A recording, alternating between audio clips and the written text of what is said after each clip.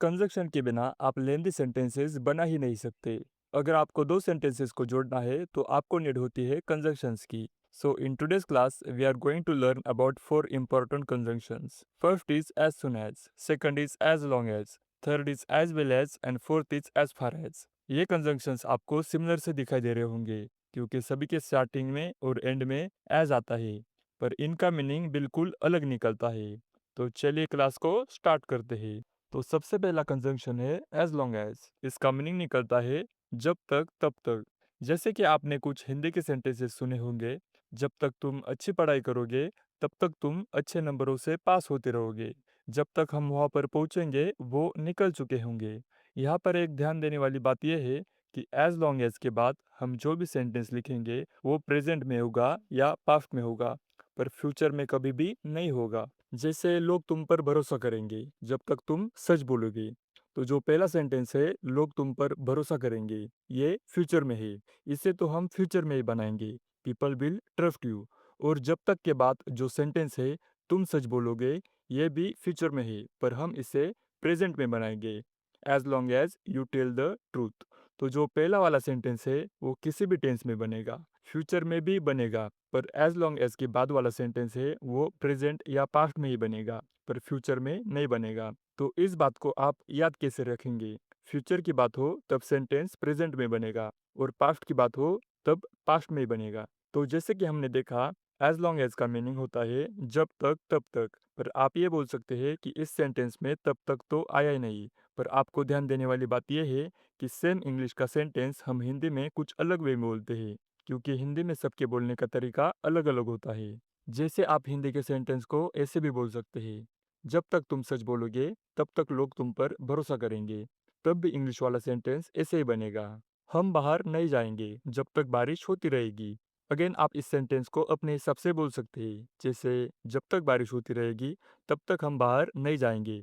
तो जो first line यहाँ लिखी गई है, हम बाहर नहीं जाएंगे, तो we will not go outside जब तक बारिश होती रहेगी, as long as it keeps raining. तो इस सेंटेंस को कोई ऐसे भी बोल सकता है, as long as it keeps raining we will not go outside. तो जो दोनों सेंटेंसेस है वो सेम है, हमने सिर्फ जो एज लॉन्ग एज के बाद वाला सेंटेंस है वो पहले लिख दिया और पहले वाला सेंटेंस बाद में लिख दिया।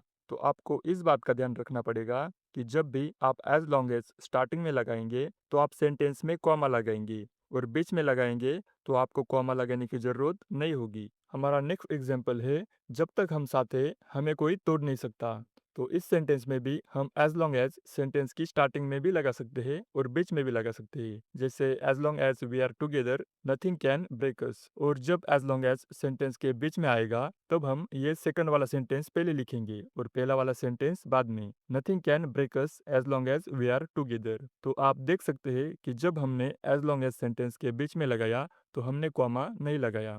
तो अब है हमारा next conjunction, as soon as. इसका मतलब निकलता है जैसे ही या जो ही। जब भी हम ऐसे सेंटेंसेस बोलते हैं जैसे कि कोई काम पूरा हुआ उसके बाद दूसरा काम पूरा हुआ, तब हम सेंटेंस में एज सुन एज का इस्तेमाल करते हैं। इसमें भी सेम रूल अप्लाई होगा जैसे कि हमने पिछले कंजक्शन में देखा, एज सुन एज के बाद सेंटेंस प्रेजेंट में होगा या फिर पास्ट में होगा, पर फ्यूचर में कभी भी नहीं होगा। जैसे कि एग्जाम्पल है, जैसे ही मैं घर पहुंचा मैंने तुम्हें फोन किया, as soon as I reached home I called you. इसे आप एक और तरीके से बोल सकते हैं, I called you as soon as I reached home. तो दोनों तरीके से आप सेंटेंस को बोल सकते हैं। जैसे वह आया सब लोग खड़े हो गए। तो जैसे कि आप देख सकते हैं ये पहला वाला सेंटेंस पास्ट में है, जैसे वो आया तो ये सेंटेंस पास्ट में ही बनेगा, as soon has he arrived everyone stood up.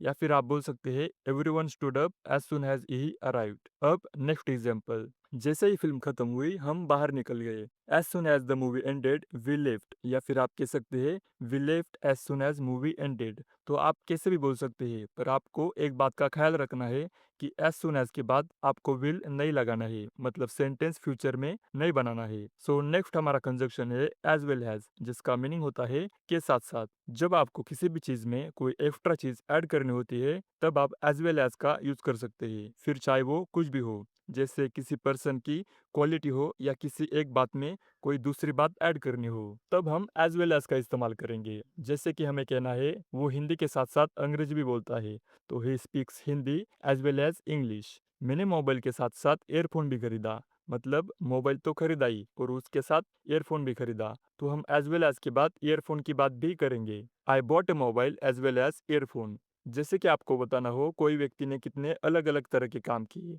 मतलब मल्टीटास्किंग की, तब भी आप एज वेल एज का इस्तेमाल कर सकते हैं। जैसे उसने पढ़ाई के साथ साथ खेल भी खेले, he played games as well as studying. तो अब है हमारा last conjunction as far as. इसका मीनिंग होता है जहां तक। जब आप लोग कुछ इस तरीके के सेंटेंसेस बनाते हैं जिनमें आप ये बोलते हैं कि जहां तक मेरा मानना है, जहां तक उसका सवाल है, जहां तक मुझे पता है, या फिर जहां तक किसी भी चीज की बात हो रही है, जैसे जहां तक पैसे की बात है या जहां तक मौसम की बात है।